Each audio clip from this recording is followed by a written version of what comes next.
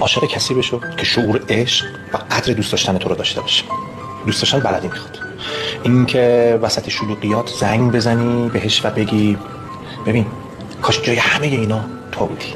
نه اینکه وقتی سرتون خلوت شد پیام بدی یا زنگ بزنی بگی ببخشید اصلا من بود. خوبی؟ دوست داشتن عاشقی بلد بودن میخواد. اینکه وقتی میری سفر با خانواده یا با دوستات زنگ بزنی بگی ببین اینجا همه چی خوبه ها ولی حالی نیست چون تو نیستی. نه اینکه آخر شب وقتی میخوای بخوابی وقتی همه گشت و گذارت رفتی یه اس ام اس بدی بهش بگی چه خبر. دوست داشتن بلدی میخواد. وقتی که قهری بری سر وقتش بهش بگی که ببین خیلی ازت دلخورم ولی چون عاشقتم نمیتونم ازت دور بمونم.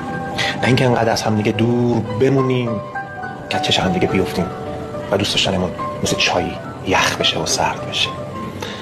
کلا دوست داشتن نعمتیه که همه لیاقت داشتنشو نداره. روزیتون باشه.